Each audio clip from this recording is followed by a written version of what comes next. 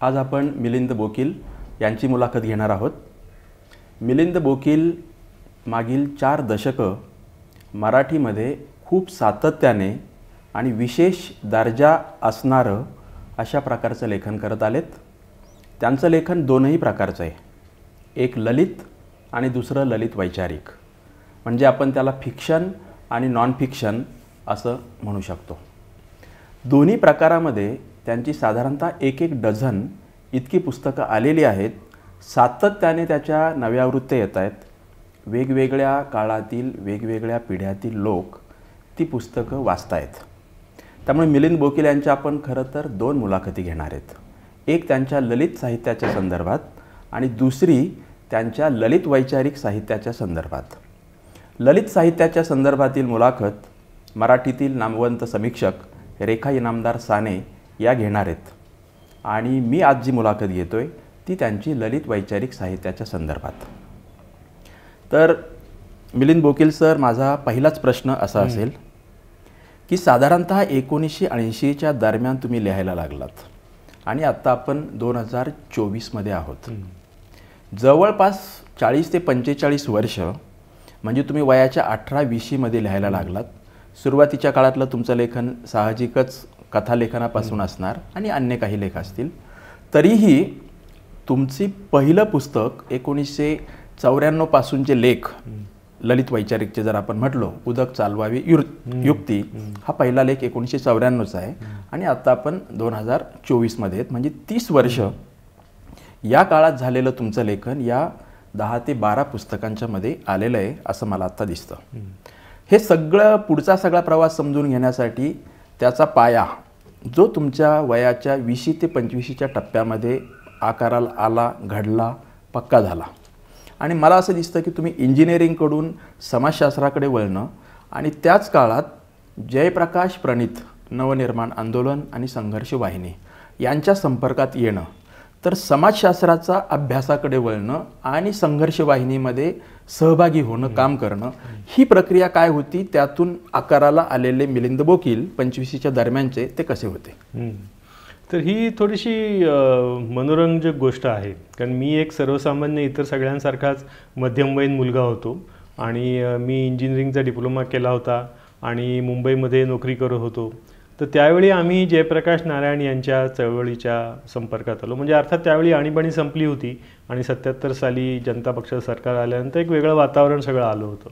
तर त्यावेळी जी विद्यार्थी आणि युवकांची चळवळ होती तिच्यात आम्ही छात्र युवा संघर्ष वाहिनी ही जी जयप्रकाशांची घोषणा होती त्या चळवळीमध्ये सामील झालो आणि मग त्याच्यानंतर त्या चळवळीत माझं गाव डोंबिवली जे होतं त्याच्यामध्ये निरनिराळ्या गोष्टी करणं, त्याच्यात आम्ही त्यावेळी बोधगयाच्या संदर्भात प्रदर्शन भरवलं होतं किंवा त्यावेळी निवडणुका आल्या की निवडणुकामध्ये आम्ही मतदार जागृतीचे कार्यक्रम करत होतो, असं ते सगळं सुरू झालं। त्यामुळे त्या माध्यमातून माझा खरं म्हणजे ज्याला रूढ अर्थाने आपण सामाजिक जग म्हणतो किंवा सामाजिक विश्व म्हणतो त्याचा परिचय झाला आणि आमचे बरेचसे मित्र मराठवाडा, विदर्भ किंवा महाराष्ट्राच्या बाहेरचे पण होते जे अगदी जयप्रकाशजींच्या जवळ होते, अशा प्रकारचे होते। तर त्यांचा संपर्क त्याच्यामधून यायला लागला आणि मग मला त्यावेळच्या सगळ्याच तरुणांमध्ये जी अशी एक भावना होती की आपलं जी काही बुद्धिशक्ती आहे ती आपण सामाजिक कार्याकरता वापरली पाहिजे, म्हणजे विशेषतः परिवर्तनाच्या कार्याकरता वापरली पाहिजे।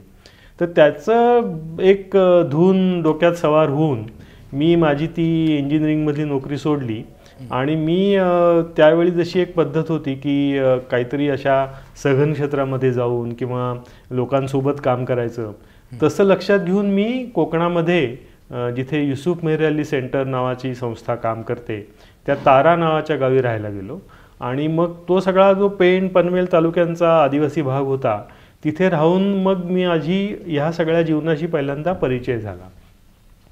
तर मी जेव्हा त्या युसुफ मेहर अली सेंटरला गेलो त्यावेळी मला काही समाज कार्यकर्ता बनायचं नव्हतं, मला सगळं ते जग समजून घ्यायचं होतं, कारण मी अगदी शहरातून आलेलो आणि त्यावेळी मी जरी इंजिनिअरिंगची नोकरी सोडलेली असली तरी पूर्ण वेळ आपण हे करू असं काही माझ्या डोक्यात नव्हतं। मला ते समजून घ्यायचं होतं, आपण स्वतः ह्या कामासाठी योग्य आहोत की नाही हे तपासून घ्यायचं होतं। तर त्यामुळे मी तिथे गेलो त्यावेळी आमचे मित्र अशोक सासवडकर तिथे होते, सुरेखा दळवी तिथे होत्या, इतरही राष्ट्रसेवा दलातून आलेले, युक्रांमधून आलेले परिवर्तनकारी कार्यकर्ते होते, मोठा गट होता तिथे।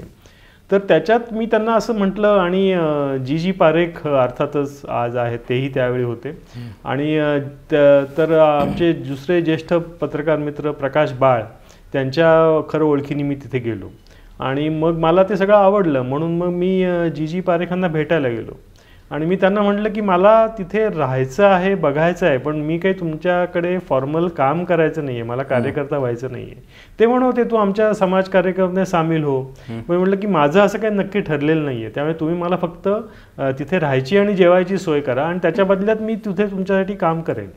मग असं ठरलं की ते युसुफ मेमोरियल सेंटर जेव्हा काम करत होतं त्यावेळी त्या आसपासच्या आदिवासी भागांचा किंवा ग्रामीण भागाचा त्यांना अशी विशेष सगळी माहिती होती असं नाही, जवळच्या 5-6 खेड्यांची होती. म्हणून मीच त्यांना असं म्हटलं की मी त्या भागात हिंडीन आणि त्या सगळ्या भागाचा अभ्यास करीन, एक प्रकारचा सर्व्हे करीन आणि मग ती तुम्हाला माहिती देईन, त्याच्यातून आपल्या दोघांचंही काम होईल.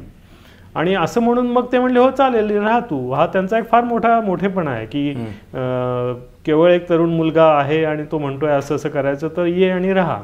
आणि अर्थात अशोक सासवडकर त्याच्याबद्दल आम्ही त्या पुस्तकात लिहिलंच आहे नंतर, सुरेखा दळवी ही सगळी मंडळी होती. तर त्यावेळी मग मी त्या युसुफ मेमोरियल सेंटरच्या कॅम्पसवर राहून आसपासची सगळी जी आदिवासी गावं आहेत तिथे पायी हिंडायला लागलो. त्याच्याबद्दलही मी नंतर इतर काही लेखांमध्ये लिहिलेलं आहे.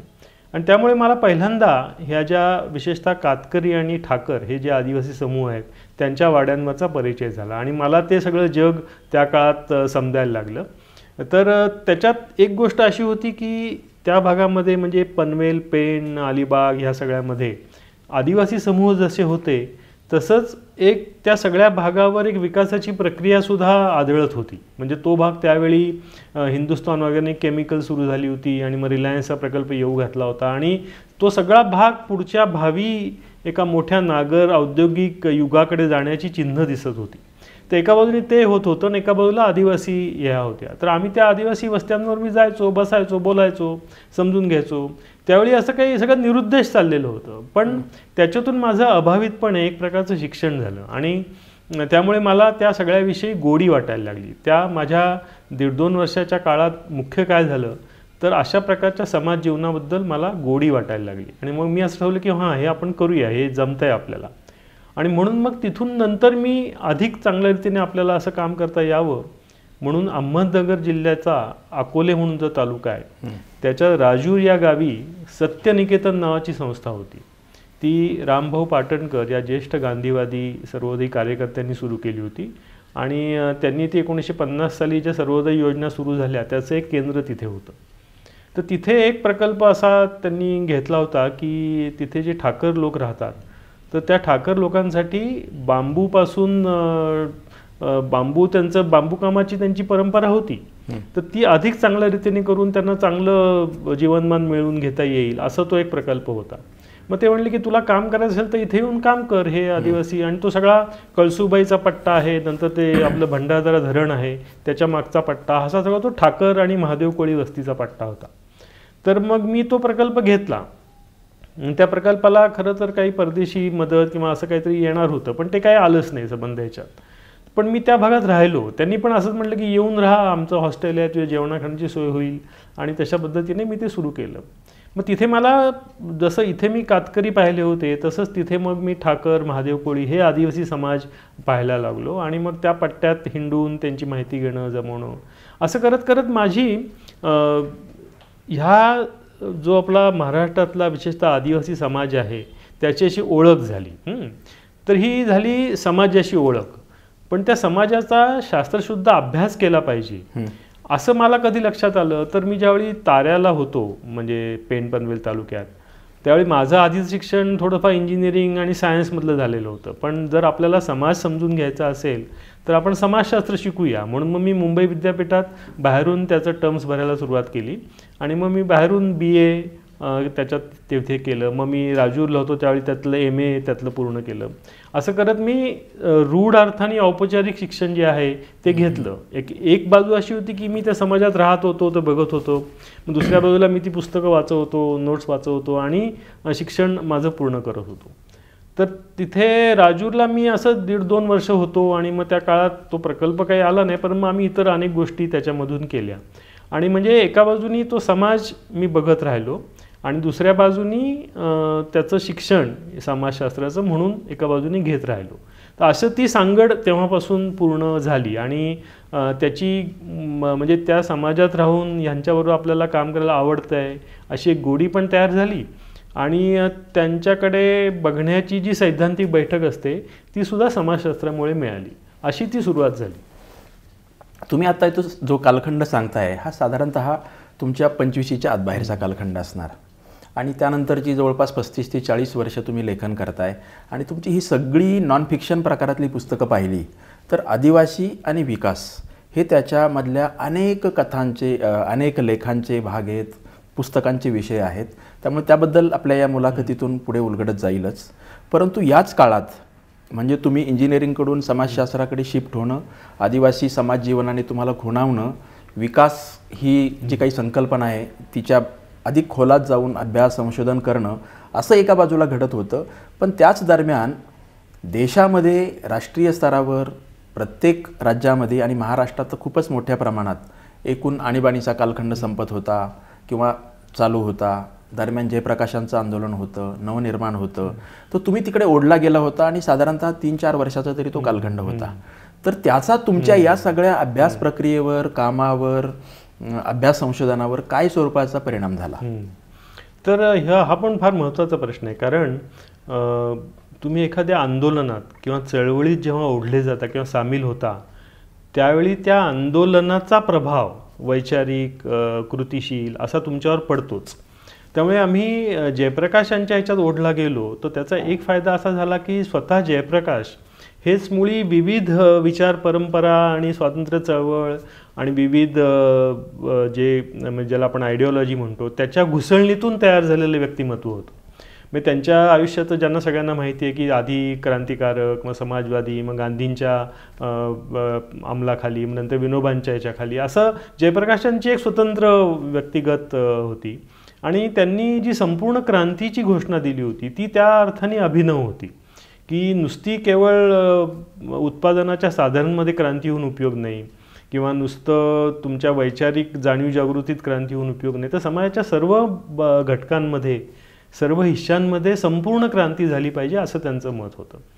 आता त्या जयप्रकाशांच्या सामील झाल्यामुळे निर्णायक रीतीने 3 तऱ्हेचे प्रभाव माझ्या आयुष्यात पडले आणि जे कायमस्वरूपी राहिले. तर जयप्रकाश आंदोलनाची एक पहिली घोषणा अशी होती, जाणवी तोडा आणि माणसं जोडा. ही त्यांची पहिली महत्त्वाची घोषणा होती जी आमच्यासारख्यांना अगदी अभिनव होती. कारण मी म्हटलं तसं मी एका मध्यमवर्गीय ब्राह्मणी परिवारात वाढलेलो होतो, माझी मुंज झालेली होती, आईवडिलांनी जानवं घातलेलं होतं.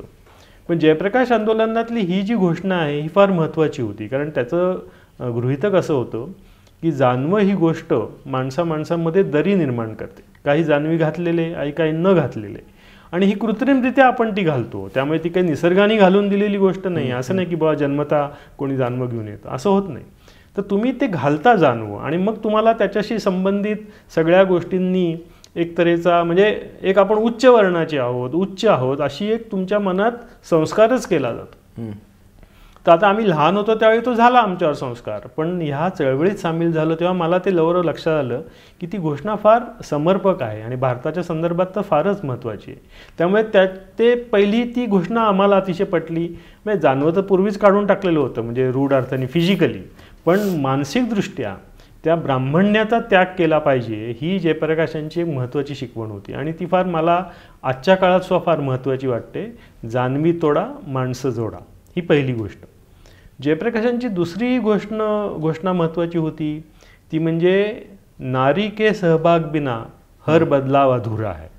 ही पण आमच्या दृष्टीने फार महत्त्वाची होती. कारण त्यावेळी ज्याला आता रूढ अर्थाने आपण स्त्रीमुक्ती म्हणतो त्याचा भारतात प्रवेश तेव्हा झालेला नव्हता. हे आपण 75, 76, 77चं बोलतो.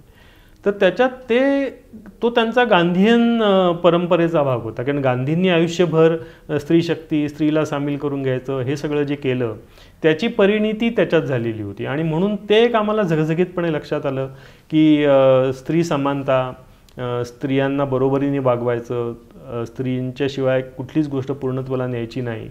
तर ही दुसऱ्या गोष्टीचाही खूप मोठा परिणाम झाला. आणि ते जे एरवी आपण आचारविचारांमध्ये पुरुष सत्ता सहज मानत असतो किंवा पुरुष म्हणून आपल्याला जे तथाकथित प्रिव्हिलेजेस मिळालेले असतात ते घेत असतो, त्याला धक्का बसून एक ती नवीन बैठक झाली की स्त्री पुरुष समानतेची, किंवा ज्याला नंतर आपण आता लिंगभाव समानता म्हणतो. तर ती बैठक त्या आंदोलनाच्या काळात मुख्य तयार झाली. आणि आंदोलन कसं असतं की आंदोलन तुम्हाला समूळ हलवतं, गदागदा हलवतं, तुमच्या डोक्यातली किलमिशं असतात, जळमट असतात, ते सगळे झटकून टाकतं.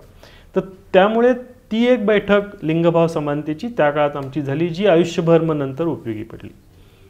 आणि तिसरी जयप्रकाशांची महत्त्वाची घोषणा अशी होती की जसं त्या आंदोलनामध्ये ते एक नारा होता जो रामधारी सिंह दिनकर यांच्या कवितेतनं घेतलेला होता, सिंहासन खाली करो की जनता आती है. हा एक मोठा नारा, आणि त्या नाऱ्याच्या बरोबर सगळं झंझावात तो सगळा सुरू झाला. तर त्याच्यामध्ये ही महत्त्वाची गोष्ट आम्हाला कळली की लोकशाहीमध्ये लोकशक्ती किंवा जनता ही सर्वोच्च शक्ती आहे. जरी आपली प्रातिनिधिक लोकशाही असली आणि आपण संसद विधिमंडळ बनवत असलो तरी आणीबाणीमध्ये हा प्रश्न ऐरणीला आला होता. कारण इंदिरा गांधी परत परत काय सांगायच्या की संसदेने मला निवडून दिलंय ना, मग तुम्ही कोण होते मला जा म्हणून सांगणारे. संसद ही सर्वोच्च आहे, संसदेने निवडून दिलेलं आहे, आमचे प्रतिनिधी आहे, तर आम्हाला हवं ते करू. त्यामुळे असा प्रश्न आला की संसदेपेक्षा मोठं कोण आहे. मग त्याचं उत्तर होतं की जनता मोठी आहे. संसद आहे पण संसदेपेक्षा मोठी भारताची जनता आहे. तर तो मुद्दा त्या सगळ्या कालखंडात फार प्रभावशाली आला. आणि त्याच्यातून जी आमच्या पुढची ती आपण असं बघतोय की वैचारिक परंपरा कशी निर्माण झाली, तर त्यात लोक श्रेष्ठ असतात. लोकनीती ही राज्यनीतीपेक्षा श्रेष्ठ आहे. लोकशक्तीला महत्त्व आलं पाहिजे, सगळ्या जीवनाचं लोकशाहीकरण झालं पाहिजे, ही जी धारणा आहे ती त्या ह्याच्यातून तयार झाली. तर अशा रीतीने जयप्रकाश त्यांच्या आंदोलनाचा, कारण आता आपल्याला सगळ्यांना माहिती आहे की ते आंदोलन विद्यार्थी युवकांचं होतं, त्याची एक फेज असते, मग ती आली. तशी संघर्षवाहिनीची होती. आता संघर्षवाहिनीत तर असा नियमच होता की 18 ते 30, मग 30 वर्ष संपल्यानंतर तुम्ही काही त्याच्यात राहू शकत नसता, हे तर उघडच होतं.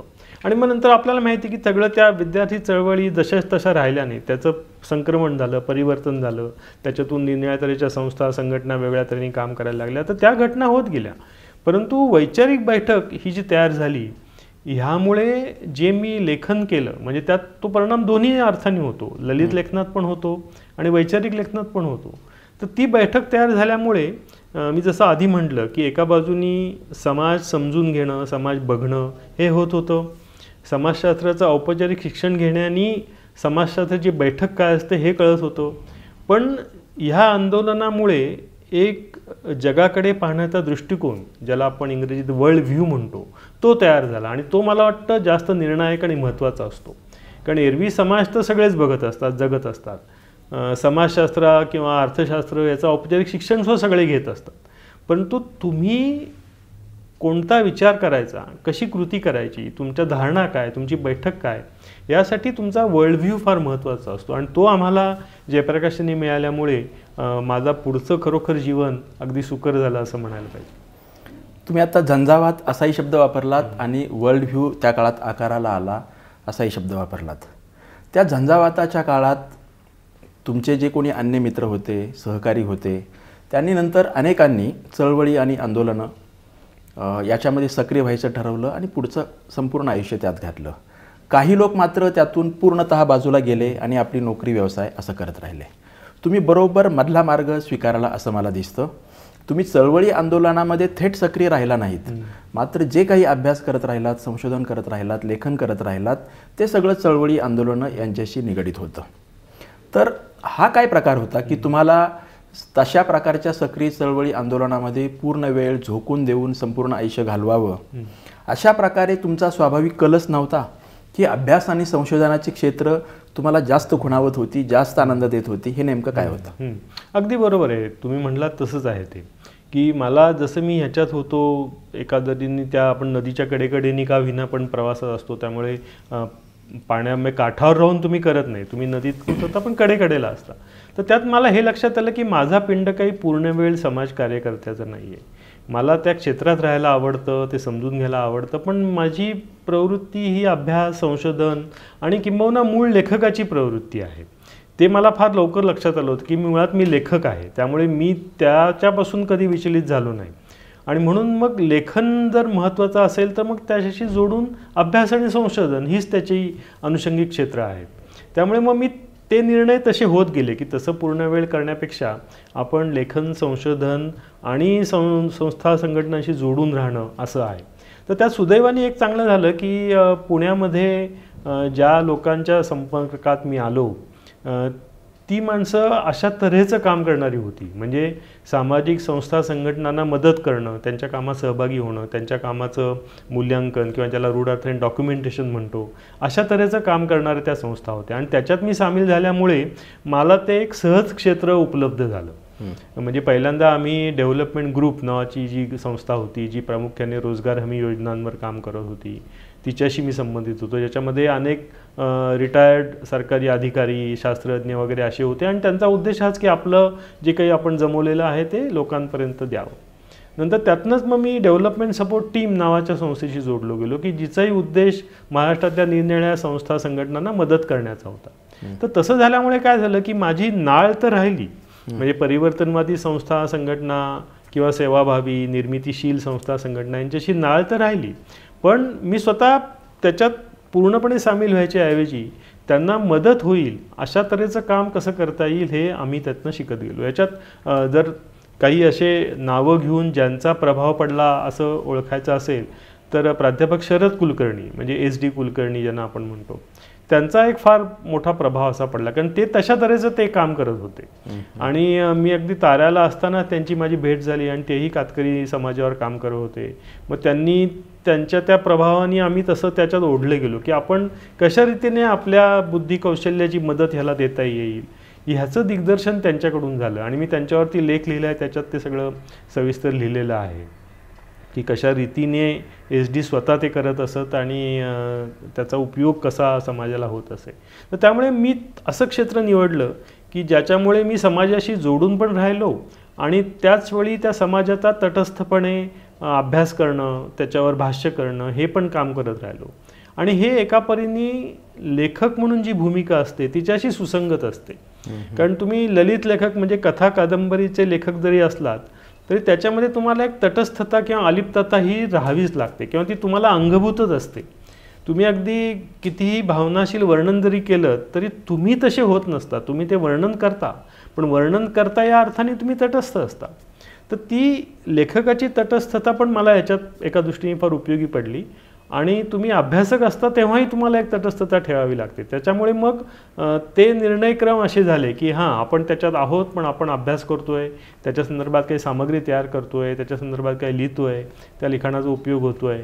आणि विशेषतः संशोधन म्हणजे आपण आता पुढे बघू त्याप्रमाणे काही जे महत्त्वाचे विषय होते की ज्यांच्याबद्दल फार सखोल माहिती नव्हती त्याचं संशोधन करणं, त्याचा अभ्यास करणं आणि त्याचं लिखाण करणं, असा मग तो जीवनाचा एक प्रकारे क्रम ठरल्यासारखा झाला.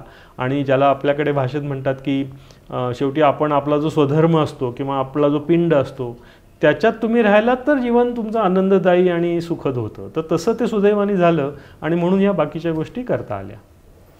तर पिंड लक्षात येणं आणि स्वधर्म सापडणं आणि त्या दिशेने आयुष्याचा पुढचा प्रवास करायचं ठरवणं हे तुमचं 25 ते 30 या टप्प्यावरच घडलं. आणि त्याला समाजशास्त्राचा अभ्यास आणि संघर्ष वाहिनीतलं काम हे सगळं कसं उपकारक ठरलं, पूरक ठरलं हे आता आपल्याकडून खूपच चांगल्या प्रकारे स्पष्ट झालं आहे. आता पुढचा मुद्दा असा की साधारणतः 85च्या आसपास तुम्ही कथालेखन करायला लागलात आणि तुमचं पहिला पुस्तकसुद्धा कथासंग्रहच आहे आणि ते सगळं दुसऱ्या मुलाखतीमध्ये रेखा इनामदार साने ते घेणारच आहेत. आपण बोलतोय नॉन फिक्शन पुस्तकाबद्दल. तुमची ही जी नॉन फिक्शन 11-12 पुस्तकं आहेत त्यामध्ये जनाचे अनुभव पुस्ता हे कालक्रमानुसार मला वाटतं की ते आणि समुद्रापारचे समाज हे थोडेसे एका पाठोपाठच प्रकाशित झाले, परंतु जनाचे अनुभव पुस्ता हे आपण थोडं आधी समोर ठेवूया. त्यामधला जो लेख आहे पहिलाच लेख उदक चालवावी युक्ती हा 1994चा आहे, मौज दिवाळी अंकातला आला आहे आणि आता आपण 2024मध्ये आहेत. त्या जनाचे अनुभव पुस्ता या पुस्तकामध्ये 6 दीर्घलेख आहेत आणि सह देशपांडे यांनी त्याला प्रस्तावना लिहिली. त्या पुस्तकाचं परीक्षण ग.प्र. प्रधान यांनी साधना साप्ताहिकामधून त्यावेळी केलं होतं. आणि तुम्ही त्याच्या प्रस्तावनेत किंवा तुमच्या मनोगतामध्ये असंही मांडलं की प्रयास ग्रुप त्यांनी या पुस्तकाला मध्यवर्ती ठेवून विकास नावाच्या संकल्पनेच्या संदर्भात एक परिसंवाद किंवा चर्चासत्रही पुण्यामध्ये आयोजित केलं होतं. ज्यांना कोणाला थोडे विचार प्रवाह माहिती आहेत त्यांना प्रयास ग्रुप, ग.प्र. प्रधान आणि सह देशपांडे हे 3 प्रवाह कसे थोडेसे वेगळे आहेत, जरीही समाजहिताचाच विचार करणार असले, काही बाबतीत परस्परांना पूरक असले तरी कसा त्या तिन्हीच्या मध्ये फरक हे लक्षात येतं. आणि अशा 3ही प्रकारच्या ग्रुपकडून तुमच्या त्या पुस्तकाचं, जनाचे अनुभव पुस्ता या पुस्तकाचं कौतुक होणं, त्याची स्वीकारार्हता हे मला खूप मोठं यश वाटतं. आणि त्याला सह देशपांडेने जी प्रस्तावना लिहिली त्याचं एक आणखी वैशिष्ट्य असं आहे की सह देशपांडे खरं तर तुम्ही ज्या प्रकारे विकासाकडे पाहताय त्यापेक्षा वेगळ्या थोड्या दृष्टिकोनातून ते पाहतायत आणि ते त्यांची भूमिकाही मांडतात. मात्र तुमच्या अभ्यासाचं, लेखनाचं महत्त्वही खूप चांगल्या प्रकारे अधोरेखित करतात. आणि सहंनी त्या प्रस्तावनेत एक केलेलं विधान किंवा तुमच्याबद्दलचं निरीक्षण ते खूप महत्त्वाचं आहे की या लेखकाच्या या लेखनातून त्याला ज्ञानप्राप्तीचा आनंद मिळतो, त्यानंतर त्याला काहीतरी मूलभूत संशोधनाची त्याची उर्मी आहे तीही यातून अधोरेखित होते. आणि हे सगळं अभ्यास आणि संशोधन हे समाजाच्या उपयोगाला यावं, परिवर्तनासाठी उपयोगाला यावं यासाठी केलं गेलेलं आहे. तर हे जे 3 प्रक्रिया आपल्याला दिसतात आणि विकास, त्याची संकल्पना, माणूस आणि निसर्ग किंवा नैसर्गिक साधनसंपत्ती याच्या भोवती ते सगळे 6 दीर्घलेख आहेत. तर ह्या पुस्तकाच्या विषयी आत्ता मागे वळून पाहताना 2001-2च्या दरम्यान ते पुस्तक प्रकाशित झालंय. मी त्याला आता 2 दशकं उलटलेली आहेत. तर जनाचे अनुभव पुस्ता हे तुमचं नॉन फिक्शन प्रकारातलं पहिलं पुस्तक किंवा दुसरं पुस्तक म्हणून कालक्रमाचा विचार केला तर त्याविषयी तुम्हाला काय सांगावं असं वाटतं? तर हे तुम्ही म्हटलात ते बरोबर आहे. हे जनाचे अनुभव पुस्ता हे जे पुस्तक तयार झालं तर त्याची सुरुवात तुम्ही म्हटलात ते अगदी तशा पद्धतीने झाली की मी माझ्या PhDच्या अभ्यासक्रमासाठी महाराष्ट्रातल्या पाणी प्रश्नाचा अभ्यास करत होतो. तर त्यात मी काय केलं होतं की महाराष्ट्रामध्ये आता आपल्या सगळ्यांना माहिती आहे की एक दुष्काळी भाग आहे आणि एक बागायती भाग आहे. आणि दुष्काळी भागातले प्रश्न वेगळे आहेत, बागायती भागाचे प्रश्न वेगळे आहेत. आणि या दुष्काळी बागायती किंवा जिरायती बागायती संघर्षातूनच महाराष्ट्राचं सगळं राजकारण, पाण्याचं राजकारण हे तयार झालेलं आहे. तर मी ज्यावेळी त्या डेव्हलपमेंट ग्रुप या संस्थेबरोबर काम करत होतो त्यावेळी माझा परिचय विलासराव साळुंखे यांच्याशी झाला होता. तसंच अहमदनगरच्या सोशल सेंटर नावाच्या संस्थेशी पण झाला होता. ही सोशल सेंटर संस्था फादर हरमन बाखर या जर्मन मिशनऱ्यांनी स्थापन केली होती. आणि ती महाराष्ट्रातले जे आद्य काही आपण म्हणू समाज कार्यकर्ते त्याच्यात फादर बाखर यांचं नाव घ्यायला लागेल की ज्यांनी समाजाच्या एका अत्यंत मूलभूत जिव्हाळ्याच्या प्रश्नावर आपलं काहीतरी काम केलं. तर आता मी जेव्हा समाजशास्त्राच्या दृष्टिकोनातून हे बघत होतो त्यावेळी माझ्या असं लक्षात आलं की हे जे 2 प्रकारची ही जी कार्य झाली ही सैद्धांतिकदृष्ट्या आपण ज्याला ग्रोथ आणि इक्विटी अशी जी वैचारिक म्हणजे चर्चा चालू असते तिच्या परिप्रेक्ष्यातून बघू शकतो. म्हणजे सोशल सेंटरमध्ये फादर बाखर यांनी काय केलं होतं की ज्या शेतकऱ्यांना ते कॅनॉल भागातले असूनसुद्धा पाणी मिळत नाही त्यांना लिफ्ट इरिगेशनच्या माध्यमातून नॉन कमांड क्षेत्र जे असतं तिथे ते पाणी देऊन त्यांच्या सहकारी सोसायट्या करायच्या आणि त्याच्यातून त्यांची प्रगती करायची. तर ते ग्रोथ मॉडेल कसं होतं तर ह्या तऱ्हेच्या लिफ्ट इरिगेशन सोसायट्यांना जिल्हा सहकारी बँकेचं पाठबळ, काही प्रमाणात संस्थेचं पाठबळ आणि त्यांच्याकडून कर्ज घेऊन त्यांनी ऊस लावायचा. मग तो ऊस सहकारी साखर कारखान्याने विकत घ्यायचा आणि मग त्याचं पेमेंट बँकेला करायचं, असं ते मॉडेल होतं. म्हणून मी त्याला म्हटलं की हे ग्रोथ मॉडेल आहे की ज्याच्यामध्ये पाणी, ऊस, बँक, सहकारी कारखाना असं ते होतं जे एका समाज कार्यकर्त्यांनी फॅसिलिटेट केलेलं होतं. ह्याच्या उलट विलासराव साळुंख्यांचं जे परिमाण होतं ते असं होतं की दुष्काळी भागामध्ये जे काही पाणी आपल्या गावात पडतं ते पाणी आपण आपल्या गावात साठवावं, पाझर तलाव इतर माध्यमातून, आणि ते पाणी आपण समान वाटप करून घ्यावं, जे आपले माणसांच्या प्रमाणात, गरजांच्या प्रमाणात समान वाटप करावं. आणि त्याच्यासाठी सुद्धा लिफ्ट इरिगेशन सोसायटीज करायची. म्हणून मग पण तिथे सगळं परिमाण वेगळं होतं की मर्यादित पाणी, मर्यादित गरजा आणि स्वतःचं करायचं त्याला काही कोणी बाहेरून फंड देणार नव्हतं आणि त्यांनी आपसात वाटून घेऊन हे करायचं. ह्याला इक्विटी मॉडेल असं मी म्हटलं. आणि मग ही जी सगळ्या अर्थशास्त्रामध्ये ग्रोथ व्हर्सेस इक्विटी हा जो मोठा चर्चेचा विषय असतो, त्याच्यातून मी ह्या दोन्हींचं परिशीलन केलं. आणि मी प्रत्यक्ष PhDच्या अभ्यासामध्ये सोशल सेंटरच्या कार्यक्षेत्रातल्या 3 योजना ज्या मी समाजशास्त्रीय पद्धतीने पाहिल्या, मग त्याचं ते वर्गीकरण शास्त्रीय पद्धतीने केलं की एका जातीच्या योजना, बहुजातीच्या योजना, दलितांची योजना. आणि इकडे पण पुरंदर तालुक्यामध्ये पण तसंच केलं की 3 योजना मी त्याच्यासाठी पाहिल्या. तर संगमनेर पुरंदर यांची इकॉलॉजी अगदी सारखी आहे. ते एकाच पट्ट्यातले, एकाच दुष्काळी भाग, एकच पर्जन्यमान, बाकी सगळ्या गोष्टी सारख्या आहेत. जी समाज आहे तोही सगळा सारखा आहे. पण जे एक वैचारिक जी त्याला प्रेरणा म्हणतो ती मात्र वेगवेगळी आहे. तर ती कशी असते, काय असते, याचं त्या PhD थिसिसमध्ये मी चर्चा केलेली आहे. आणि त्याच्यामध्ये कोणत्या कारणांनी हे यशस्वी होतात, कोणत्या कारणांनी होत नाहीत वगैरे वगैरे चर्चा आहे. तर आता तो इंग्रजीत लिहिलेला आहे, तो विद्यापीठाला सादर होतो, मग त्याची आपल्याला डिग्री मिळते, हे तर होतंच. आणि बहुतेक PhD थिसिस हे लायब्ररीमध्येच राहतात. पण हा विषय महत्त्वाचा होता. त्यामुळे मग मी असं म्हटलं की ह्यातली ही जी एक लिफ्ट इरिगेशन योजना मी पाहिली होती ती संगमनेर तालुक्यातली रायतवाडी म्हणून होती. तर तिथे मी राहत असताना मला तो सगळा अनुभव आला. मी अगदी त्या शेतातच जाऊन राहिलो होतो. त्यांनी मला एक झोपडीसारखं घर दिलं होतं आणि तिथे राहून मी सगळं बघायचो आणि कसं त्यांचे व्यवहार चालतात, कसे निर्णय घेतात, कशी सोसायटी चालते वगैरे वगैरे. तर त्या अनुभवावर मी एक लेख लिहिला आणि त्याला नाव हे तुकाराम बुवांच्या अभंगातलं, जे विलासराव म्हणायचे, बळबुद्धी वेचुनिय शक्ती, उदक चालवावे युक्ती. तर ते उदक तिथे कसं युक्तीने चालवलेलं आहे त्याच्यावर मी तो समाजशास्त्रीय निबंध लिहिला. आणि याची प्रेरणा मला एक ज्येष्ठ समाजशास्त्रज्ञ M.N. श्रीनिवास, की जे आमच्या क्षेत्रामधलं एक मोठं नाव आहे, त्यांच्या एका उदाहरणावरनं मिळाली. त्यांचं फील्ड अँड फील्ड वर्कर नावाचं पुस्तक आहे. तर त्यात त्यांनी निष्कर्ष काय आणि संशोधन काय ह्याच्याही पेक्षा अशा तऱ्हेचं संशोधन करणाऱ्याला कोणते अनुभव येतात ह्याच्याबद्दल असं ललितरम्य रीतीने लिहिलेलं आहे. म्हणून मी तसं माझ्या त्या रायतवाडीच्या अनुभवावर लिहिलं आणि ते श्रीपू भागवतांना आवडलं म्हणून त्यांनी तो लेख प्रसिद्ध केला. तर तेव्हापर्यंत मी खरं तर समाजशास्त्रीय लिखाण असं केलेलं नव्हतं. मी तोपर्यंत कथा लिहिल्या होत्या आणि मुख्यत्वे कथाच लिहिल्या होत्या. पण ते लिहिल्यावर मग ते असं म्हणले की हां, हे चांगलं आहे, याच्यावर असंही लिहायला हरकत नाही. कारण त्याच्यापूर्वी मराठी समाजशास्त्र फारसं येत नव्हतं. म्हणजे आमच्या आधीच्या पूर्वसुरींनी काही केलं होतं तेवढंच. पण हे जे नवीन विकासाचं समाजशास्त्र आहे ते आपण लिहावं आणि मराठी समाजशास्त्र आणावं अशा हेतूनी तो लिहिला लेख. मग तो लेख लिहिल्यानंतर मग ज्या क्षेत्रात मी काम करत होतो, मी जसं आधी म्हटलं तसं निरनिराळ्या संस्था, संघटना यांच्याशी संबंधित होतो. त्यामुळे त्याच्यात ते सगळे तिथले मुद्दे हे कायम नजरेसमोर येत राहायचे.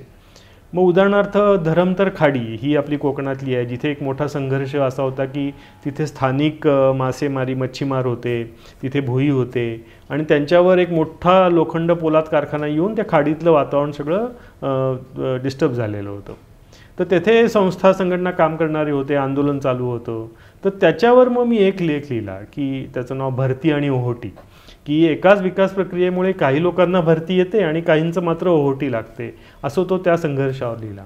किंवा मग नंतर त्याच वेळी आम्ही कोयना अभयारण्याच्या क्षेत्रामध्ये जिथे बाळ कोळेकर हे काम करतात त्यांच्यामध्ये अभयारण्याला घेऊन मोठा संघर्ष होता की त्यांची जी गवळी धनगरांची गावं होती त्याच्यावर व्याघ्र अभयारण्याचं संकट होतं. पण त्यांनी नेहमीच्यासारखा केवळ विरोधी हे न घेता, बाबा आपल्याला ह्या जंगलात राहून आपली काही कायम उपजीविका किंवा प्रगती होणार नाही, तर आपण सन्मानपूर्वक पुनर्वसन करून घेतलं पाहिजे अशी त्यांनी मांडली होती. आणि मग तसं त्या दिशेने त्यांचे प्रयत्न होते. म्हणून मग ते एक समजून घेण्यासाठी तो निबंध लिहिला की प्राण्यांना अभय, माणसांना वनवास. आणि मग त्या प्रक्रियेवर असा तो त्याच्यामध्ये तयार झाला. किंवा नंतर त्यावेळी आधी भूकंप झाला होता लातूरचा मोठा, तर त्याच्यामध्ये भूकंपामध्ये खूप मोठ्या प्रमाणावर विधवा झाल्या, पण शेती तशीच होती, माणसं गेली पण शेती तशीच राहिली. मग त्या विधवा त्या शेतीचं काम करायला लागल्या. मग त्यावेळी त्यांना कुठल्या अडचणी येतात, ते कसं होतं, कारण हे आपल्या देशात कधीच झालेलं नाही आहे. स्त्रीनी नांगराला हात लावायचा नाही असं तर दंडक, मग ह्या स्त्रिया शेती करायला लागल्या, तर त्यांना त्याच्यात प्रत्यक्ष काय होतं ह्याचं वर्णन भूमिकन्यांचे भालप्रदेश असं केलं. कारण आपल्याकडे सीता ही भूमिकन्या आहे आणि स्त्री ही भूमिकन्या आहे, पण भूमिकन्येला शेती करायची परवानगी नसायची आणि विधवा झालेल्या आहेत, त्यामुळे त्यांचा भालप्रदेश रिकामा झालेला आहे. तर ते भूमिकन्यांचे भालप्रदेश असा तो लेख त्याच्यावर लिहिला. तर असे ते सगळे लेख त्या कामातून तयार झाले आणि जे मी काम करत होतो त्या कामाचं समाजशास्त्र असं त्याचं स्वरूप होतं. पण जेव्हा ते सगळे एकत्र झाले त्यावेळी असं लक्षात आलं की हा पुस्तकाचा एक ऐवज आहे आणि त्या सगळ्यामध्ये एक सूत्र आहे. ते सूत्र काय आहे की सर्वसामान्य ग्रामीण आदिवासी लोक हे नैसर्गिक संसाधनांवर अवलंबून असतात आणि माणसाची प्राथमिक उत्पादक व्यवस्था ही त्याच्याशी निगडीत असते. शेती काय, पशुपालन काय, मासेमारी काय, आणि लोक त्यांची नैसर्गिक संसाधनं आणि त्याच्यावर अवलंबून असलेली त्यांची उपजीविका यांचं एक संकुल तयार होतं किंवा एक त्रिकोण तयार होतो. तर ते त्याच्यामधले जे आंतरसंबंध असतात किंवा ज्याला आपण लिंकेजेस म्हणतो की उपजीविका, संसाधनं, लोकांचं कार्य, हे आंतरसंबंधातून त्यांचं जीवन सिद्ध होत असतं. तर ते सगळे ह्या लेखांमधलं कॉमन थीम आहे की यातल्या कुठल्याही गोष्टीवर घाला आला तरी त्याचा परिणाम लोकांच्या जीवनावर होतो. म्हणजे तुम्ही मासेमारी करताय पण सडनली त्या मासेमारीमध्ये मोठमोठे ड्रेजर्स आणि लोखंडी बोटी आणि हे यायला लागलं तर तुमची मासेमारी नष्ट होतीये. किंवा तुम्ही गाई चारताय, म्हशी चारताय, पण तिथे अचानक वाघाला जर दिलं तर तुमची उपजीविका नष्ट होतीये. तर त्याचा अभ्यास करणारे ते सगळे लेख आहेत. म्हणून त्याला त्या सूत्रात गुंफून त्याला ते रामदासांच्या ह्याच्यातलं नाव दिलं की जनांचे अनुभव पुसता. म्हणजे जनांचे अनुभव आहेत ते मी पुसतोय, मी विचारतोय आणि त्यातनं आपण शिकतोय, असं ते सुरू झालं. तर त्यावेळी मग असं झालं की ते श्रीपू भागवत आणि सह देशपांडे ही सगळी आमच्या बरोबरची मंडळी होती. त्यांनी असं म्हणलं की ह्याला आपण, तू म्हणतोस ते बरोबर आहे, ह्या एका दिशेचे लेख आहेत, पण याला एक चिकित्सक प्रस्तावना आपण घेऊया. आणि म्हणून मग ते म्हणले की सहनना विचारू आणि सहननी अतिशय उदारपणे त्याला मान्यता दिली. अर्थात तू म्हणलास ते बरोबर आहे की त्यांचे आणि आमचे काही राजकीय किंवा आर्थिक विचार एकच नव्हते. वैयक्तिक सौहार्द पुष्कळ होतं, अगदी मुलासारखंच त्यांचं प्रेम होतं, परंतु विचारसरणी वेगळी होती. पण मग त्यांनी त्यांच्या विचारसरणीतून याचा चिकित्सकपणे बघणं आणि तशी प्रस्तावना लिहिणं हे त्या अर्थाने उपकारक झालं. कारण आपण कुठल्याही गोष्टीची एकच बाजू मांडावी असं अपेक्षित नाही आहे. चर्चा संवादासाठी दोन्ही बाजू येणं हे महत्त्वाचं असतं. म्हणून त्यांनी ती प्रस्तावना लिहिली आणि त्यांनी ती त्यांच्या पद्धतीने अगदी अचूक अशी लिहिलेली आहे की याच्यात काय आहे ते त्यांनी पाहिलं आहे आणि शिवाय कशा रीतीने बघता येईल हे केलेलं आहे. त्यामुळे ते पुस्तक आणि ती सगळी प्रस्तावना ही तशा पद्धतीने सिद्ध झाली. आणि आज आपण बघतोय की हे विषय अधिकाधिक ऐरणीवर आलेले आहेत की सगळीकडे लोकांची जी उपजीविकेची प्राथमिक साधनं आहेत त्याच्यावर मोठं संकट येतं आहे. शेतीवर संकट आहे, मासेमारीवर आहे आणि रूढ अर्थाने तुमची जी विकास प्रक्रिया आहे ती ह्याच्याशी सुमेळ साधत नाही आहे. त्यामुळे प्रत्येक ठिकाणी समाजवस्त्र तिथे ताणलं जातं आहे, फाटतं आहे, संघर्ष होतो आहे, असंतोष होतो आहे, रोजच शेतकऱ्यांचे लढे चालू आहेत, मच्छीमारांचे लढे चालू आहेत. तर त्याच्यामुळे ह्या प्रश्नांकडे आपण बघितलं पाहिजे आणि याला आमच्या भाषेमध्ये विकासाचं समाजशास्त्र किंवा सोशॉलॉजी ऑफ डेव्हलपमेंट असं म्हणतात की तुम्ही ठीक आहे पूर्वी नुसतं तुमचा समाज आहे आणि त्या समाजाचं वर्णन तुम्ही करताय ही एक बाब झाली, परंतु समाजाचा विकास होतोय किंवा होऊ घातलाय त्याच्याकडे तुम्ही कसं बघणार ह्याचं एक समाजशास्त्र तयार होतं. तर त्यामुळे ते सगळं पुस्तक त्या तऱ्हेच्या पद्धतीतून लिहिलेलं आहे आणि म्हणून त्याला ती तशी प्रस्तावना येणं, त्याची चर्चा होणं आणि प्रयाससारखी आमची मित्रमंडळी ही या विषयावर काम करत होती आणि विशेषतः गप्र प्रधान सरांनी स्वतःहून त्याच्यावर हे लिहिली कारण त्यांना त्याचं ते जे मोल होतं ते लक्षात आलं. अशा रीतीने ते सगळं पुस्तक सिद्ध झालं आणि ते विषयही आज आपण पाहतो तितकेच ताजे आहेत. हे पुस्तक मी स्वतः 2005च्या दरम्यान वाचलं आणि काल जेव्हा आपली मुलाखत ठरली तेव्हा मला असं वाटलं की पुन्हा एकदा आता नव्याने वाचण्याची गरज आहे. परंतु काल मी त्यातली जी भूमिका वाचली तुम्ही लिहिलेली, एक 7-8 पानांची आहे आणि ती मला आणखी विशेष महत्त्वाची वाटली आणि त्यातून ह्या पुस्तकाच्या संदर्भात 2 उपप्रश्न मला विचारायचे, दोन्ही छोटे छोटे. पहिला असं की त्यात तुम्ही एक विधान केलं की ग्रामीण महाराष्ट्राच्या समाजशास्त्राचा जर अभ्यास करायचा असेल तर अहमदनगर जिल्हा हा आदर्श आहे.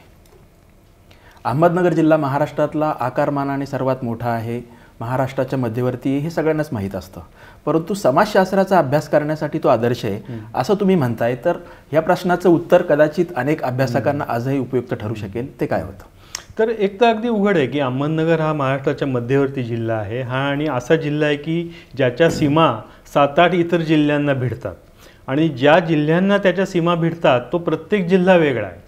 एका बाजूला ठाणे जिल्हा आहे, एका बाजूला रायगड जिल्हा आहे, एका बाजूला पुणे जिल्हा आहे, खाली सोलापूर जिल्हा आहे, तिकडे बीड, उस्मानाबाद यांच्या सीमा भिडतात, नाशिकशी भिडते वगैरे वगैरे. तर ह्या सगळ्या एक प्रकारे उरलेल्या महाराष्ट्राचं प्रतिबिंब अहमदनगरमध्ये दिसतं. मी अहमदनगरमध्ये काय नाही आहे, आणि ते कसं झालं की मी अहमदनगरमध्ये राहत होतो, त्यामुळे तिथे हिंडायचो फिरायचो, त्याच्यामुळे त्याच्याशी एक संबंध जुळून आला. तर त्याच्यात कसं आहे की तुम्ही म्हणाल बागायती विरुद्ध जिरायती संघर्ष तोही तिथे आहे. भंडारदऱ्यासारखं मोठं धरण झालेलं आहे की ज्या धरणाचे कॅनॉल्स त्याच्यातून निघालेले आहेत, ते दुष्काळी भागातून गेलेले आहेत. उत्तरेकडचा भाग साखर कारखान्यांनी बनला आहे, तर दक्षिणेकडचा भाग अजूनही दुष्काळी आहे. तुम्ही तिथे बागायतदार शेतकरी समाज मोठ्या प्रमाणावर आहे, तसा दलित समाज मोठ्या प्रमाणावर आहे.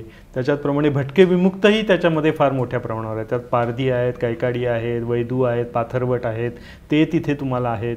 अहमदनगरसारख्या शहरामध्ये औद्योगिक व्यवस्थेची वाढ झालेली आहे. तिथे आपली लुना आणि कायनेटिक यांच्या फॅक्टऱ्या सुरू झालेल्या होत्या. त्यामुळे जे महाराष्ट्राचं एक मिनी चित्र तिथे सगळं दिसतं की औद्योगिकरण होतं आहे, नागरीकरण होतं आहे, तरीही जुने अवशेष अजून शाबूत आहेत. आणि आपल्याला माहिती आहे की निजामशाहीचं अहमदनगर मोठं केंद्र होतं, त्यामुळे तिकडचा जुना मुस्लिम समाज, शिवाय अहमदनगर ख्रिश्चन समाजाच्या पण मराठी मिशनमुळे केंद्र होतं, तर तो समाज, तर अगदी अशी म्हणजे केवळ महाराष्ट्र काय सगळा भारतच त्याच्यामध्ये एकवटलेला आहे.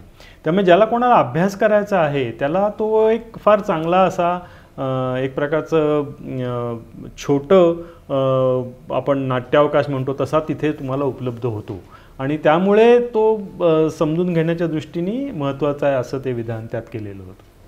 त्याच पुस्तकाच्या भूमिकामध्ये दुसरं एक महत्त्वाचं विधान आहे, ज्याच्यातला काही भाग तुम्ही उल्लेख केला आहे आणि मगाशी आपण बोललो आहे की M.N. श्रीनिवास यांच्या फील्ड वर्कर अँड फील्ड या पुस्तकाबद्दल, आणि त्याने तुम्हाला त्या दृष्टिकोन आकाराला येण्यामध्ये कशी मदत झाली. मात्र दुसरं अजून तुम्ही एक डॉक्टर कमल रणदिवे यांचा उल्लेख केला आहे, आणि त्यांच्यामुळे शास्त्रीय पद्धतीने अभ्यास करणं ही गोडी तुम्हाला लागली किंवा सवय लागली, तर ती कमल रणदिवे आणि तुमचं त्यावेळेचं नातं कसं होतं, आणि त्यांच्याकडून तुम्ही खरोखर नेमकं काय शिकलात, आणि ती शास्त्रीय अभ्यास पद्धती म्हणजे काय? तर कमलताई रणदिवे ह्या भारतातल्या एक अतिशय नामवंत कॅन्सर सायंटिस्ट आहेत, हे सगळ्यांना माहिती आहे. त्या बायोलॉजिस्ट होत्या मुळात, आणि टाटा कॅन्सर रिसर्च हॉस्पिटलमध्ये सगळी त्यांची करिअर झाली.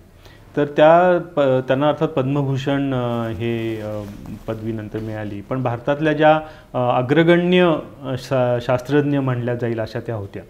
तर त्या मी जेव्हा अहमदनगर जिल्ह्यात राजूर म्हणून गेलो तर तिथे त्या यायला सुरुवात झाल्या होत्या, आणि त्यांचा संशोधनाचा विषय स्त्रियांमध्ये कॅन्सर का होतो, कशामुळे होतो, कुठल्या फॅक्टर्समुळे होतो असा तो होता. आणि मग तिथला जो आदिवासी भाग होता तिथल्या स्त्रियांमध्ये तो आहे का, कशा त्याची कारणं असं त्या बघत होत्या. आणि त्यामुळे तिथं त्या आल्यामुळे माझी ओळख झाली, आणि त्या अतिशय एका बाजूनी प्रेमळ, एका बाजूनी अतिशय करारी, एका बाजूनी अतिशय बुद्धिमान अशा तऱ्हेची स्त्री होती. आणि त्या माझ्या आजीच्या वयाच्या होत्या जवळ काय, त्या आम्ही त्यावेळी भेटलो त्यावेळी, आणि अतिशय मायाळू होत्या त्या. त्यामुळे त्यांना लक्षात आलं की मी काय करतोय, तर त्यांनी मला त्यांच्या संशोधन प्रकल्पात सामील करून घेतलं, जे आदिवासी भागामधून माहिती जमा करायची वगैरे वगैरे, आणि त्याच्यातून मी ती करायला लागलो.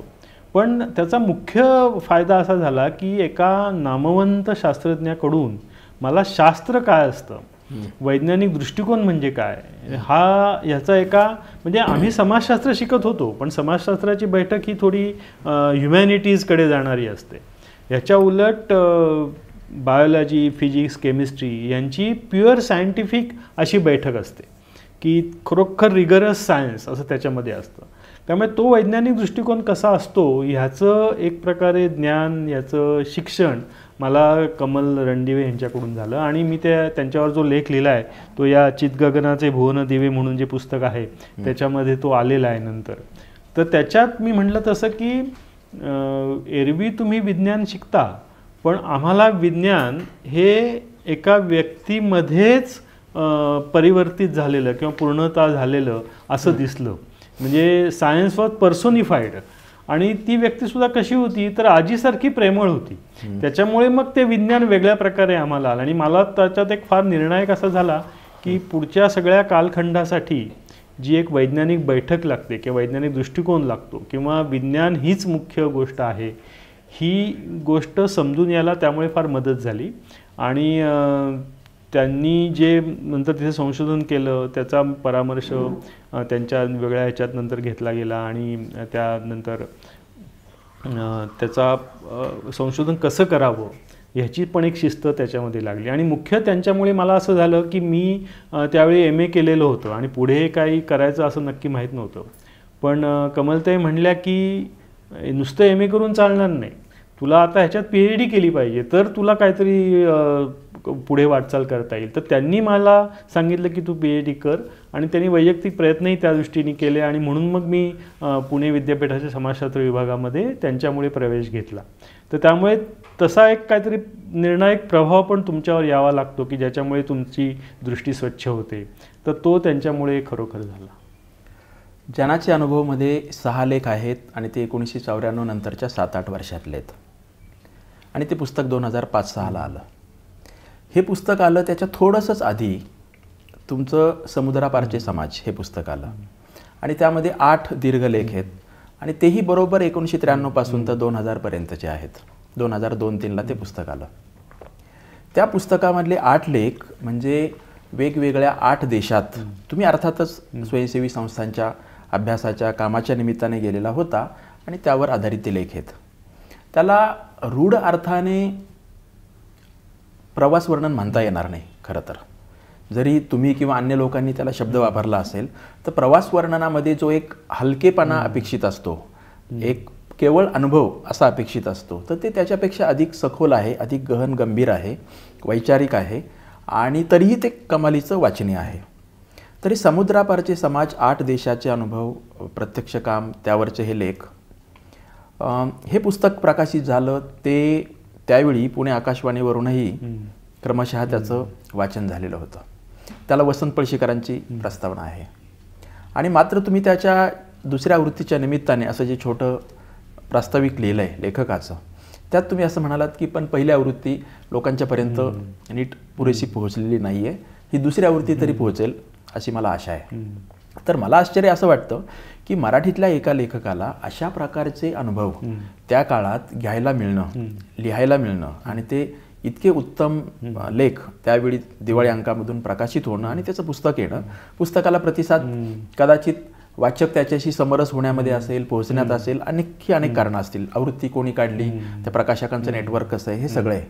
परंतु समुद्रापारचे समाज या पुस्तकाने तुम्हाला मात्र, तुम्ही वर्ल्ड व्ह्यूचा उल्लेख मागाशी जयप्रकाश आंदोलनाच्या संदर्भात केलात, मात्र ते 8 देश, त्याच्यात तुम्ही केलेले भ्रमंती, घेतलेले अनुभव आणि ॲक्च्युअली लेखन करतो तेव्हा आपण अभ्यासही करतो आणि अधिक समजूनही घेतो. तर तुमच्या त्या वर्ल्ड व्ह्यूला समुद्रापारचे समाजने काय कलाटणी दिली, काही मॉडिफिकेशन्स केलं, ते काय होतं? तर तुम्ही म्हटलं ते बरोबर आहे की त्याच्यातला पहिला लेख जो आहे तो फिलिपिन्सवरचा आहे. तर तिथे मी एका परिसंवादाच्या निमित्ताने म्हणजे कॉन्फरन्सच्या निमित्ताने गेलो. ती आमची international association for the study of common property अशी असते, तिचं अधिवेशन तिथे होतं जागतिक मनिलामध्ये. तर त्याच्यात मी गेलो कारण मी म्हटलं तसं पाणी, शेतजमिनी यांच्या ही जी एक सामुदायिक संपत्ती आहे तिच्या वापरासंदर्भात मी काम करत होतो, म्हणून मी त्या असोसिएशनचा सदस्य होतो आणि म्हणून त्या फिलिपिन्सला गेलो. पण सुदैवाने असं झालं की मी पुण्यामध्ये ज्या संस्थेच्या सोबत काम करत होतो, जिचं नाव कम्युनिटी एड अब्रॉड असं होतं, जी एक ऑस्ट्रेलियन डोनर संस्था होती, तिचंच नंतर रूपांतर ऑक्सफॅम ऑस्ट्रेलियामध्ये झालं. पण त्यावेळी ती कम्युनिटी एड अब्रॉड अशी होती. तर ती फिलिपिन्समधल्या संस्था संघटनांना पण मदत करत होती. तर त्यामुळे इथे जसं आपण आहोत तसं तिथे पण संस्था आहे, संघटना आहे, आपलीच संस्था करते आहे. म्हणून मग मी त्यांना म्हटलं की मला तिथले जरा दाखवा कोण आहेत वगैरे. तर त्यांनी तिथे एक फार मोठी फिलिपिन्समधली संस्था होती, तिचं नाव होतं इंटरनॅशनल रुरल रिकन्स्ट्रक्शन मूव्हमेंट. तर फिलिपिन्समध्ये आधी जो हुकुमशाह होता, मला वाटतं मार्कोस, तर त्या मार्कोस विरुद्ध जसं आपल्याकडे आंदोलन झालं होतं तसंच विद्यार्थी युवकांचं आंदोलन झालं होतं. आणि त्याच्यामधला जो एक मुख्य नेता होता तो मला तिथे भेटला नंतर, तर त्यांनी ती संस्था स्थापन केली होती, त्याचं नाव नंतर मला आठवेल. तर तर माझ्या संस्थेने माझी त्यांची परिचय करून दिला आणि तो म्हटला चालेल ये तू, मी तुला दाखवतो आमचं काम काय वगैरे. आणि म्हणून त्यांनी मला फिलिपिन्सच्या उत्तरेला तो जो बनावे म्हणून प्रांत आहे तिथे नेलं.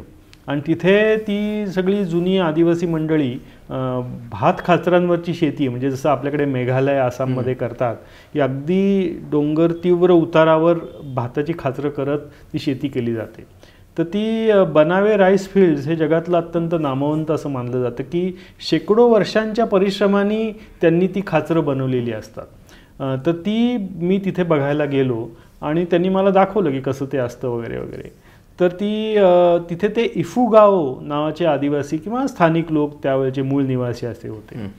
तर ते सगळं वाचत असताना माझ्या असं लक्षात आलं की एका बाजूला ते इफुगाओ आपली ही पारंपरिक प्राचीन शेती करतायत आणि आपल्याला माहिती आहे की तांदूळाचा शोध हा आग्नेय आशियामध्ये लागलेला आहे आणि आपल्या या भारतीय उपखंड आणि त्याच्यामध्ये ती सगळं त्यांनी केलेलं आहे. तर तसं त्यांचं जीवन असताना त्यांच्यावर दुसऱ्या महायुद्धामध्ये फार मोठ्या प्रमाणावर एक प्रकारचं आक्रमण झालं. म्हणजे आधी स्पॅनिश लोक तिथे गेल्यामुळे ख्रिश्चन धर्म आणि ह्याचं आक्रमण झालंच होतं, पण दुसऱ्या महायुद्धामध्ये जपानी सेना तिथे घुसली होती फिलिपिन्समध्ये, जी नंतर आपल्याकडे रंगूनपर्यंत आली म्हणतात. ती फिलिपिन्समध्ये घुसलीच होती आणि त्या जपानी सैन्याने पुष्कळ अत्याचार वगैरे तिथे केले होते आणि त्यांचं सगळं आयुष्य डिस्टर्ब करून टाकलं होतं. तर ते मला तिथे सगळं लक्षात आलं की एक आदिवासी समाज असतो तो कुठेतरी आपला स्वतःचं पोट भरण्यासाठी एक पारंपरिक शैली करत सुखाने जगत असतो आणि त्यांच्यावर ह्या जागतिक परिणामकारी शक्ती अशा येतात आणि त्यांचं जीवन पूर्णपणे बिघडून टाकतात. तर त्याच्यामुळे त्याच्यावरचा लेख मी लिहिला, माबुहाय इफुगाओ. माबुहाय म्हणजे गुड बाय या अर्थाने. तर ते इफुगाओ लोकांचं ते मी पाहिलं तर ते, कारण ते एका दृष्टीने आपल्याकडे ज्या आमच्या आस्था होत्या त्याच्याशी सुसंगत होतं आणि दुसरीकडे ते परदेशी होतं आणि तिथला समाज व्यवस्था, त्याच्यावर आलेलं आक्रमण, त्यांचे विकासाचे प्रश्न असे सगळं त्याच्यामध्ये होतं. म्हणून तो लेख लिहिला आणि तो मौजमध्ये प्रकाशित झाला. तर तसा झाल्यामुळे मग एक अजून एक प्रेरणा मिळाली की आपण आपला समाज तर बघतोच आहोत, तर परदेशात आपण जातो तर तिथला समाज का बघू नये. आणि आमच्याकडे कंपॅरेटिव्ह सोशॉलॉजी अशी पण एक ब्रँच आहे की ज्याच्यामुळे आपण समाज व्यवस्थांचा तुलनात्मक अभ्यास करतो, जसं कुठलंही कंपॅरेटिव्ह लिटरेचर असतं तसं. तर मग काही निमित्ताने मला असं जायला मिळाली. मला ती एक लीड फेलोशिप मिळाली होती जिचं नाव leadership for environment and development असते. तर ते दरवर्षी जगातले प्रत्येक देशातनं 12-15 असे व्यावसायिक निवडतात आणि त्यांना एका प्रशिक्षण कार्यक्रमाअंतर्गत सगळं आत्ताचे हे जे विषय आहेत की एन्व्हायरमेंट अँड डेव्हलपमेंट त्याचं ते ट्रेनिंगचा कार्यक्रम होता. तर त्याच्यामध्ये मग मी झिम्बाब्वेमध्ये गेलो, मग जपानमध्ये गेलो, कोस्टारिकामध्ये गेलो. तर त्या प्रत्येक ठिकाणी त्यांचा उद्देश होता की तिथले विकासाचे प्रश्न, तिथले लोक ते कसे झगडतायत याची माहिती करून द्यायची. ते नुसतं टुरिझम नव्हतं, तर ते सिरियस स्टडी असायचा. तर आता मी कोस्टारिकामध्ये गेलो, तर कोस्टारिका छोटासा देश, पण त्या देशाचं वैशिष्ट्य असं की त्या देशाने सैन्य ठेवलेलं नाही आहे. म्हणजे जगातले जे काही थोडे असे देश आहेत की जे म्हणतात की आम्हाला सैन्य नाही ठेवायचं, तसा तो देश होता आणि छोटासा देश आहे आणि परंतु तो उत्तर दक्षिण अमेरिकेच्या असा मधल्या ह्याच्यात आहे आणि तो देश त्यांच्यावर ह्या सगळ्या क्लायमेट चेंज, एन्व्हायरमेंटल डिस्ट्रक्शन याचा खूप मोठा प्रभाव पडतो, कारण देश छोटासा आहे. पण तो कसा त्याच्याशी सामना देतोय, कसं ते करतायत. कोस्टारिकाचा अर्थ रिच कोस्ट, म्हणजे अतिशय समृद्ध असा किनारा, जो स्पॅनिशांनी जेव्हा तिथे पोचले त्यावेळी अक्षरशः सोन्याचा धूर तिथे निघत होता. मग भारताबद्दल आपण म्हणतो की भारतात सोन्याचा धूर निघत होता, पण तिथे अक्षरशः सोनं सापडत होतं आणि त्याच्यानंतर कथा तर आपण वाचल्या असतील की स्पॅनिश लोकांनी कशी लूट केली वगैरे वगैरे. तर त्या कोस्टारिकातल्या विकासाच्या प्रश्नावर मी लिहिलं. मग तसंच झिम्बाब्वेमध्ये आदिम आफ्रिकन लोक होते आणि त्या लोकांशी संबंधित काय जे प्रश्न असतात ते त्याच्यात दिसले. आणि नंतर जपानमध्ये गेलो होतो मी, तर ते आमचा आधीचा जो सगळा भाग होता तो त्या ओकिनावा प्रांतात होता, जिथे अमेरिकेचे तळ आणि असं होतं. पण मला मुख्य म्हणजे माझे जपानी जे मित्र होते त्यांनी मला एका वेगळ्याच जपानचं दर्शन घडवलं. ते म्हणजे जपानमधले बुराकू नावाचे लोक, की ज्याला आपण दलित म्हणू शकतो. आणि गमतीचा भाग म्हणजे ही जी संकल्पना होती की असे कोणी दलित असतात, असे कोणी चांडाळ लोक असतात, ही कल्पना बुद्ध धर्माबरोबर तिकडे गेलेली होती. त्यामुळे एरवी त्यांच्या समाजामध्ये जे नव्हतं ती एका परीने आपल्याकडून आयात करून त्यांच्या डोक्यात ती रुजली होती आणि म्हणून तिथेही अशा तऱ्हेने काही लोकांना दलित, काही लोकांना उपेक्षित असं वातावरण आणि असं त्यांनी केलं होतं. आणि ते बुराकू नावाचे जे लोक होते, तर तो असा एक निरनिराळ्या तऱ्हेच्या अल्पसंख्य लोकांचे गट आहेत, त्या सगळ्यांना एकत्रितपणे बुराकू असं म्हणतात. मग त्याच्यामध्ये एक आयनू म्हणून गट आहे की जो जपान्यांसारखा दिसत नाही, तो युरोपियनांसारखा दिसतो, पण तो जपानमध्ये मायनॉरिटी आहे. तर असे जे गट आहेत त्यांना ते बुराकू म्हणतात आणि त्यांच्याबद्दलचा भेदभाव आहे. आणि तो भेदभाव खूप मोठ्या प्रमाणावर आहे, जो आपल्याला कळत नाही. आपल्याला एरवी वाटतं की जपान म्हणजे समृद्धता, तंत्रज्ञान आणि त्यांच्या परंपरा वगैरे वगैरे, पण त्या प्रत्येक परंपरेमध्ये कुठेतरी असं काहीतरी अशा गोष्टी असतात की ज्या काही स्पृहणीय नाही आहेत. तर त्यामुळे त्याच्यावरचा मग मी जपानमधले दलित हा लेख लिहिला. आणि मग मी काही अशाच एका परिषदेच्या निमित्ताने वाकनिंगन म्हणजे ॲम्स्टरडॅम तिच्याजवळ गेलो होतो. तर तिथे त्या संस्थेने मला तिथलं जे पिंक एरिया आहे, जो आपल्याकडे रेड लाईट म्हणतात त्याला पिंक एरिया म्हणतात, तिथे तो सगळा जो भाग आहे तो मी पाहिला, मग त्याचा अभ्यास केला. म्हणून मग ते ॲम्स्टरडॅममधल्या त्या गोष्टीवर लिहिलं. आणि तसंच मी थायलंडमध्ये गेलो होतो काही निमित्ताने. तर त्यावेळी मला तिथल्या संस्था, संघटना ज्या आमच्याशी संबंधित होत्या त्यांनी मला तिथला रेड लाईट एरिया दाखवला. म्हणून ते अमेझिंग थायलंड याच्यात ते केलेलं की काय तिथे चित्र असतं, कसं असतं वगैरे वगैरे. तर ह्या अशा तऱ्हेने तिथलं समाज जीवन मला अभ्यासाची संधी मिळाली. आणि ती ह्या एक प्रकारे तौलनिक समाजशास्त्राच्या चष्म्यातून बघून मग मला लक्षात आलं की हे एक असं पुस्तक होऊ शकतं की ज्याच्यामध्ये आपण तिथल्या समाजांचाही अभ्यास करतोय, थोडंसं त्याला प्रवास वर्णनात्मक अंगही आहे, पण माणसांचे मूलभूत प्रश्न मात्र तसेच राहतात. म्हणून त्याला ते नाव दिलं की समुद्रापारचे पुन्हा समाजच. जाऊन बघतोय ते समाज, पण ते समुद्रापारचे आहेत. तर ते असं ते पुस्तक त्याच्यावर तयार झालं आणि मग ते लेख त्या एका त्या सूत्राभोवती गुंफले गेले.